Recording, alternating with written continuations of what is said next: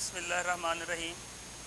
Dear students, congratulations कि आप first year से सेकेंड ईयर में प्रमोट हो चुके हैं। अल्लाह पाक नेक्स्ट भी आपको कामयाब करे।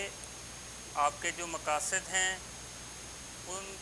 उनमें जो मसाइल हैं अल्लाह पाक उनको ख़त्म करे।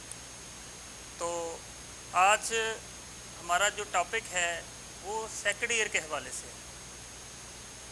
सबसे पहले मैं आपको सिलेबस बताना चाहूँगा कि आपने कौन कौन सी बुक परचेज़ करनी है और उनका जो सिलेबस है वो किस तरह से कैटेगराइज किया गया है, उनकी नंबर डिवीज़न क्या है। फर्स्ट ऑफ ऑल, हमारे बुक 2 और 4 इसमें इंक्लूड हैं। 2 और 4 हमने पहले पढ़ी थी, 1 और 3। अब 2 और 4 ये हमारी बुक्स होंगी। इसमें हमारा जो ऑब्जेक्टिव पेपर है वो जैसे पहले फर्स्ट ईयर में था अब भी वैसे ही है, यानी कि हमारा ऑब्जेक्टिव 20 नंबर का है। अब 20 नंबर फर्दर जो है वो डिवाइड किए गए हैं कि वो कैसे आएंगे। इनमें सिनोनिम हैं, जैसा कि आपको पता है कि फर्स्ट ईयर में भी थे, इस मरतबा भी होंगे सिनोनिम्स। याद रखिएगा ये बात मामूली, इसको कंसिडर ना करें कि सिनोनिम 5 नंबर के हैं। बहुत सारे स्टूडेंट्स आते हैं, पढ़ते हैं, हम उन्हें तैयारी करवाते हैं एम कैट की, कैट की, तो उनमें बच्चा जो है वो ज़्यादातर उसका वोकैबुलरी का प्रॉब्लम हो रहा होता है। अब चूँकि जब हम पढ़ा रहे होते हैं तो इस पे या हम पढ़ रहे होते हैं तो हम सिनोनिम पे तवज्जो नहीं देते। माय डियर स्टूडेंट, जितने भी कम्पेटिटिव एग्ज़ाम हैं, आप किसी आर्मी के टेस्ट दें, कोई सिविल कोई कम्पेटिटिव टेस्ट दें, तो सिनोनिम का टेस्ट होता है। इवन के अब लॉ में भी जो लैट शुरू हो चुका है उसमें भी बच्चे से वो सिनोनिम पूछते हैं। अब बच्चा जो है ना वो परेशान होता है। तो पढ़ने का मतलब ये होता है कि हम शुरू से ही, क्योंकि ये हमारी लाइफ का टर्निंग पॉइंट है सेकेंड ईयर, हम शुरू से ही उन तमाम चीज़ों को देखें, तमाम चीज़ों को खंगालें, इन तमाम चीज़ों को अच्छी तरह से पढ़ें और पढ़ाएँ कि सिनोनिम जो है आपकी वोकैबुलरी बनती है, आपको बात करनी आती है, आप रोज़मर्रा ज़िंदगी में अपने लैंग्वेज में इस्तेमाल करते हैं। तो लिहाजा आपकी सेकेंड ईयर में जो सिनोनिम्स हैं बहुत ज़्यादा इंपॉर्टेंट हैं और बड़े अच्छे वर्ड्स हैं, बड़े हैवी किस्म के वर्ड्स हैं। काइंडली इस पर आपने तवज्जो देनी है। सिनोनिम 5 नंबर के प्रेपोजिशन। प्रेपोजिशंस क्या होती हैं कि प्रेपोजिशंस हमने पढ़ा है इन, N, in, eight, on, of, within, between, beneath, ये सारे के सारे वर्ड्स हम ना इसको इग्नोर कर देते हैं।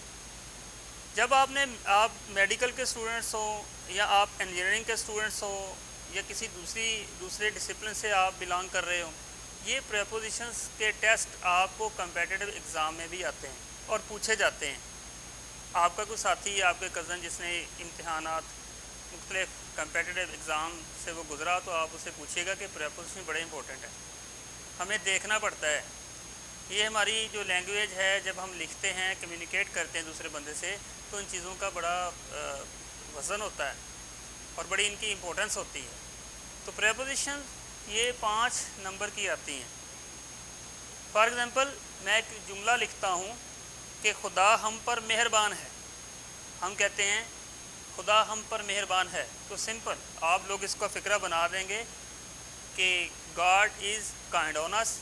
क्योंकि मैंने वर्ड पर का बोला है तो आपके माइंड में जो पर है उसका मतलब ज़ाहिर बात है आपके माइंड में 2 चीज़ें आ रही हैं, या तो आप ऐड लगा देंगे, ऑन लगा देंगे, अपॉन लगा देंगे।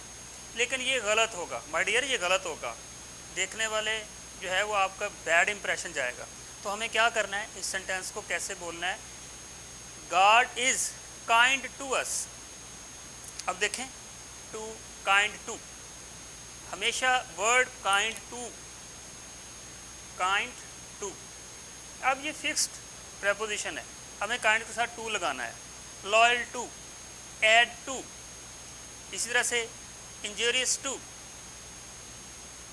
तो ये वो वर्ड हैं, कुछ फिक्स्ड हैं, कुछ जो है वो सेंस के लिहाज से लगते हैं। फॉर एग्जाम्पल, एक और जुमला मैं बोलता हूँ, हम सारे अपने गुनाहों के अल्लाह के सामने ज़िम्मेदार हैं। हम सारे اپنے گناہوں کے واسطے، گناہوں کے لیے اللہ تعالیٰ کے سامنے جواب دہ ہیں۔ اب دیکھیں وی آر آنسریبل ٹو اللہ، اللہ کے سامنے۔ میں نے بیفور نہیں لگایا کہ سامنے کا ہم اکثر بیفور لکھتے ہیں، کیوں؟ آنسریبل ٹو ہوتا ہے اللہ کے سامنے، کس چیز کے لیے؟ فار اور سنس، ہم اپنے گناہوں کے لیے ذمہ دار ہوں گے۔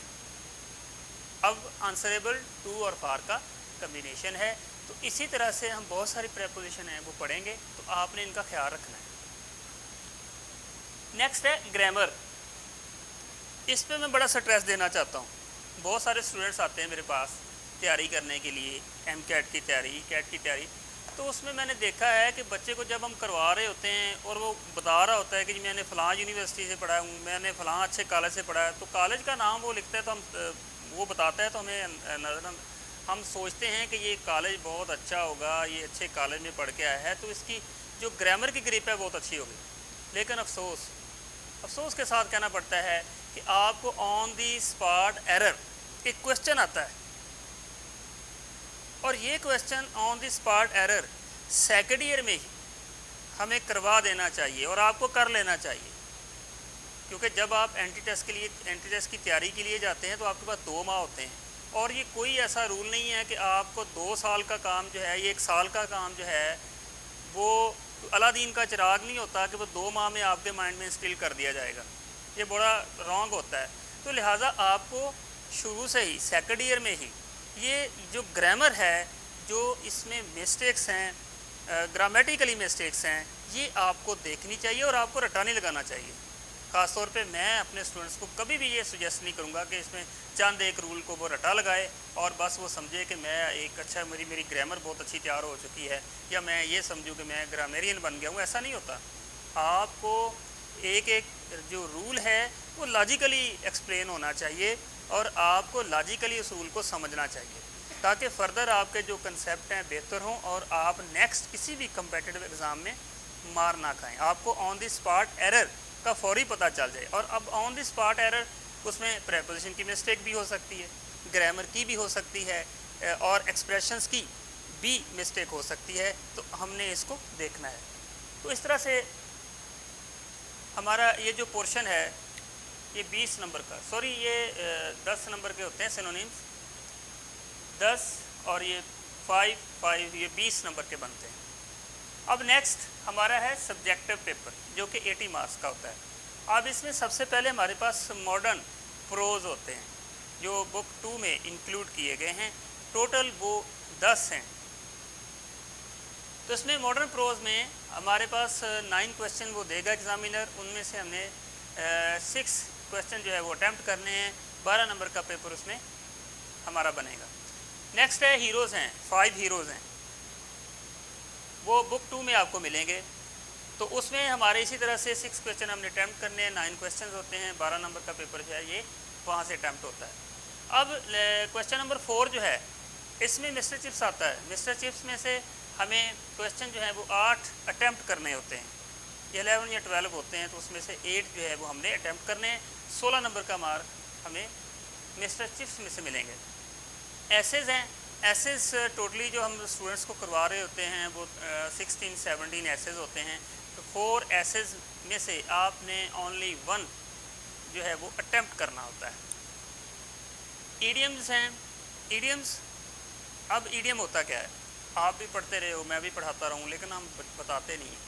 یہ بیسیکلی ایڈیم جو ہے یہ ایک جو ہم اس کی اگر ڈیفینیشن کریں، the difference between reality and appearance is called idiom. For example وہ کیسے؟ ہم نا اکثر پنجابی بولتے ہیں اور مذاق کرتے ہیں ایک دوسرے کو، وہ کہتے ہیں یار تم بڑے بادشاہ آدمی ہو، شہزادے آدمی ہو۔ حالانکہ وہ شہزادہ نہیں ہوتا، بادشاہ نہیں ہوتا، لیکن اس کا جو اپیرنٹ ہے میننگ ہم اور لے رہے ہوتے ہیں، اور جو اس کا جو ریئلٹی میں میننگ ہے وہ اور ہوتا ہے۔ اب اس کو جب ہم یہ کہتے ہیں نا کہ تم بادشاہ آدمی ہو، شہزادے آدمی ہو، تو اس کا مطلب یہ ہے کہ تم ایک جھلے آدمی ہو یار، تم انتہائی بیوقوف آدمی ہو، تمہیں بات کی سمجھ نہیں آتی۔ اس طرح سے ہمارا جو ریئل میننگ ہوتا ہے وہ یہ ہم کمیونیکیٹ کر رہے ہوتے ہیں۔ اس طرح سے ایڈیمز ہمارے 10 نمبر کے ہوتے ہیں اور ان کو رٹا لگانے کی ضرورت نہیں ہوتی۔ جس اسٹوڈنٹس کو گرامر آتی ہے نا جی، وہ رٹا نہ لگائے، اس کا میننگ تیار کرے اور سینٹینس خود بنائے، اور میننگ فل سینٹینس ہونا چاہیے۔ یہ نہیں ہونا چاہیے کہ جیسے آپ کرتے اس کے نمبر نہیں ملتے، کہ میں نے یہ ٹیچر سے پوچھا کہ اس کا میننگ کیا ہے، I asked the meaning of the following idiom اور mentioned idioms but he refused to do so. یہ ایسے آپ نے نہیں بنانا، بلکہ اس کا با محاورہ جو ہے وہ آپ نے سینٹینس بنانا ہے، پھر آپ کو وہ 10 نمبر ملیں گے۔ نیکسٹ ہے ٹرانسلیشن انٹو انگلش۔ یہ ہمارا ایک امپورٹنٹ پوائنٹ ہے۔ آپ یوں سمجھیں کہ آپ کی یہ جو ٹرانسلیشن ہے یہ ہماری بیک بون ہے۔ آپ نے کوئی پرسنل اسٹیٹمنٹ لکھنی ہے، آپ کہہ دیں جی میں ایف ایس سی کا اسٹوڈنٹس ہوں، میں نے فلاں کالج سے کیا ہے، اور آپ بڑے بڑے اساتذہ کے نام لے دیں اور وہ آپ کو کہہ دیں جناب آپ اپنی پرسنل اسٹیٹمنٹ لکھیں اور آپ کو نہ لکھنی ہے۔ یہ بڑی ہرٹ ریننگ سچویشن ہے، لوگ اس کا رٹا لگواتے ہیں، لیکن انشاءاللہ ہم اس کا رٹا نہیں لگوائیں گے، نہ آپ نے رٹا لگانا ہے۔ ہم اس کو تھورولی کریں گے، ہم اردو ٹرانسلیشن کو، اردو کے سینٹینسز کو انگلش میں کنورٹ کرنا سیکھیں گے، اور ہماری جو گرامر ہے اس پہ بھی گرپ ہوگی۔ تو یہ وہ چیزیں ہیں، آج کی وہ چیزیں تھیں، سلیبس تھا جو میں نے آپ لوگوں کے ساتھ شیئر کیا ہے۔ اب ہم نیکسٹ لیکچر 2 میں لیسن نمبر 1 پڑھیں گے، بک 2 میں دی ڈائنگ سن۔ یہ مسٹر جیمز نے لکھا ہے دی ڈائنگ سنز، اس کو ہم پڑھیں گے۔ اب اجازت چاہتا ہوں، اللہ حافظ۔